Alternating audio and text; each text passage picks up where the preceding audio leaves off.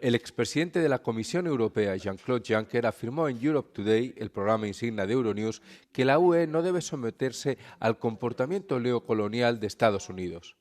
Sus declaraciones se producen después de que el presidente estadounidense tomara la palabra en el Foro Económico Mundial de Davos el miércoles. Aunque Trump descartó posteriormente la posibilidad de un ataque militar contra Groenlandia, reafirmó su interés por reforzar su presencia en la región. The European Union cannot be submitted to a kind of neo-colonial behavior, that the European Union has its own honor and is respecting the US, but is not a slave of the United States of America. Juncker instó a la Unión Europea a mostrarse más firme frente a Washington y a dejar claro que está dispuesta a defender sus intereses. Después de que el presidente estadounidense Donald Trump pronunciara su esperado discurso en el Foro Económico Mundial de Davos, Euronews habló con los asistentes sobre sus comentarios acerca de Groenlandia. Esto es lo que algunos de ellos dijeron. We heard firsthand everything that the president believes, and it was useful to be here to understand it completely. So, no threat of force for Greenland. This was a good message. Well, I think the only way to solve this situation is to talk to each other. There is no other way. I think the transatlantic partnership is important, was historically important, and we should do everything that it remains important. Well, I'm sure there is no other way than talks.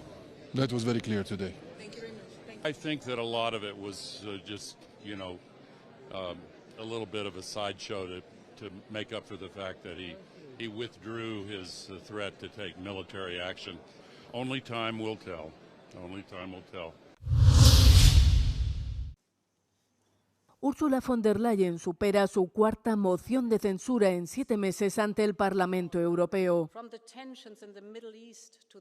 La iniciativa, presentada por la ultraderecha de Patriotas por Europa, fue rechazada con 390 votos en contra, 165 a favor y 10 abstenciones.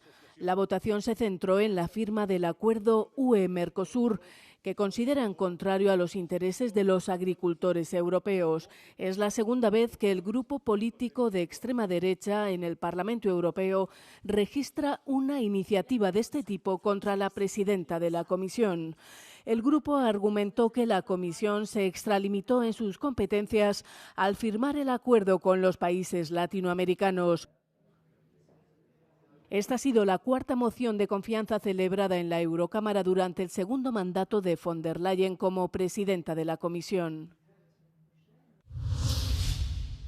Los Reyes de España han inaugurado Fitur 2026 aquí en Madrid, dando el pistoletazo de salida a una de las mayores ferias de turismo del mundo. Don Felipe y doña Leticia han recorrido varios pabellones que muestran la importancia del turismo como motor económico clave para España, un sector que representa más del 12% del PIB. Felipe VI y Leticia han cerrado su visita a Fitur pasando por el pabellón de Andalucía, donde han firmado en el libro de condolencias para recordar a las víctimas del fatídico accidente ferroviario del pasado domingo en Adamuz, en el que fallecieron más de 40 personas. Con la presencia de más de 160 países, con México como país invitado, Fitur vuelve a convertir a Madrid en el epicentro global del turismo durante esta semana. María Muñoz Morillo, en Madrid, para Euronews. La Guardia Civil ha localizado con vida a Boro, el perro de una pasajera malagueña que viajaba de Málaga a Madrid con su familia cuando se produjo la tragedia de Adamuz. El animal había desaparecido tras el choque, en el que su dueña quedó inconsciente y en estado crítico. Un agente del Seprona logró avistarlo y ahora Boro ya está con su familia. De verdad, muchísimas gracias a toda España, a todo el mundo, muchísimas gracias por involucraros tanto. De verdad, me habéis dado esperanza y lo hemos conseguido. Me habéis dado esperanza y lo hemos conseguido, muchísimas gracias. Ahora lo tenemos y lo tenemos para toda la vida, muchísimas gracias. Os prometo que lo voy a cuidar un montón, ¿vale?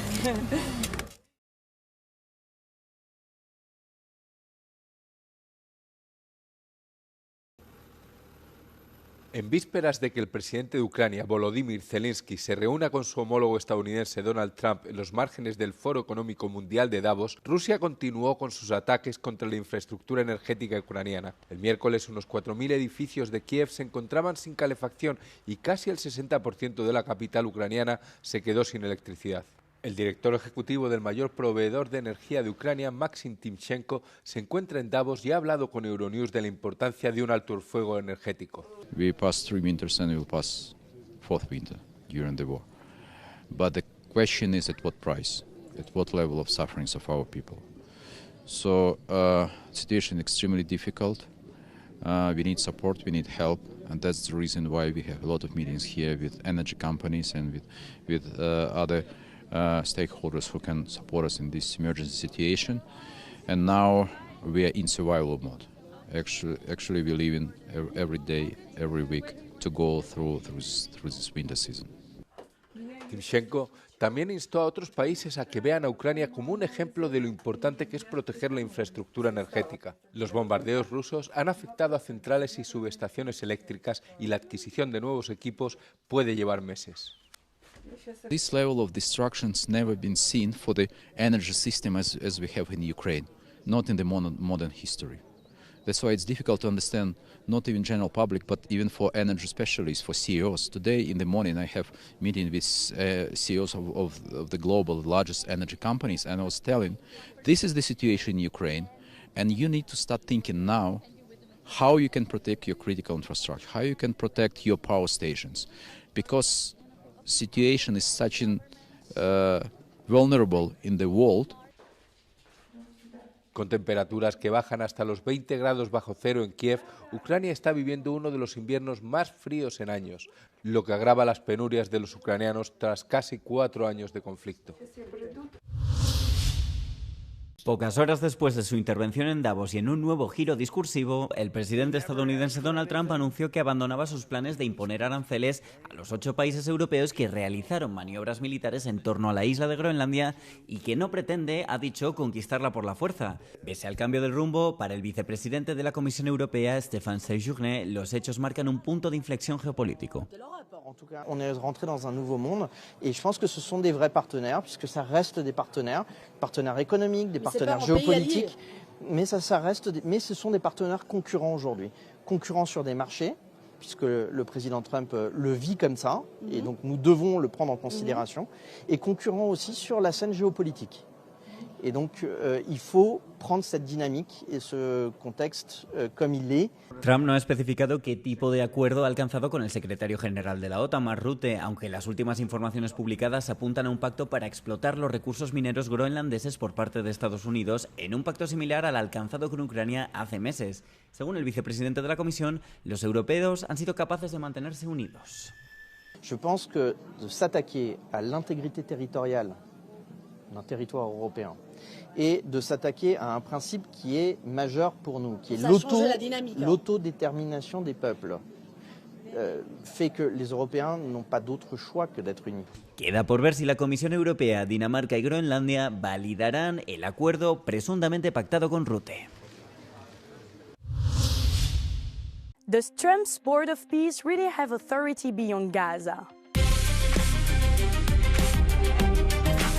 Last week, Donald Trump announced what he called the greatest and most prestigious board ever assembled. Officially, the so-called Board of Peace is meant to oversee Gaza's transition and coordinate reconstruction funding. But reports of a leaked charter reveal much bigger ambitions, stirring conflicting narratives and misinformation online. A leaked text from the Time of Israel showed the board is defined as a standalone international organization with a peace-building mission not limited to Gaza. Trump, named as the future chair of the board, has reportedly extended invitations to leaders across the globe, from Russian President Vladimir Putin to European Commission President Ursula von der Leyen. Membership would be by invitation only, with permanent status costing $1 billion. How would it sit alongside the United Nations, and how much power would it have? If we're asking, will it have authority in terms of the global or legal framework, I would say hardly, taking into consideration what seems to be the purpose. Will it have authority by de facto authority? It will depend on who will be there and what will be the actions. If that becomes a way of managed territories, even if they're not allowed by the UN or whatever rule, well, they will have authority, de facto authority, even if they don't have de jure. Other experts say the Board of Peace could in theory become a multilateral arrangement if other states formally sign its charter. but that alone would not grant it real legal authority. For now, the board's only internationally recognized mandate applies to Gaza and it runs until the end of 2027. The bottom line is that the Board of Peace wouldn't have a legal power to operate worldwide without new United Nations approval or widespread state consent.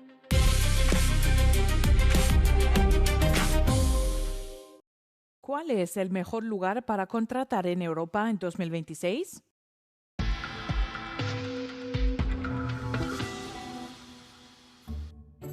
Buenas capacidades, una fuerte cultura empresarial y costes laborales relativamente moderados sitúan a Dinamarca como el mejor destino para las empresas que quieren establecerse o crecer en Europa.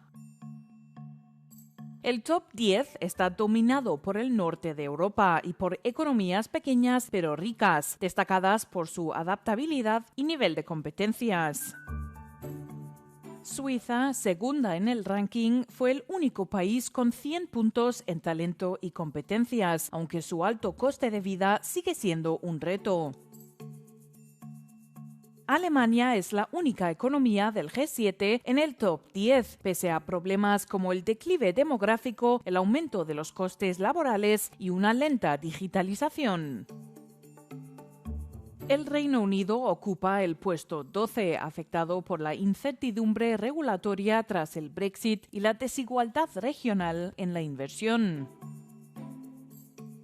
Francia e Italia apenas logran entrar en el top 20, con Francia afectada por limitaciones estructurales y con Italia lastrada por problemas de gobernanza y una débil creación de empleo.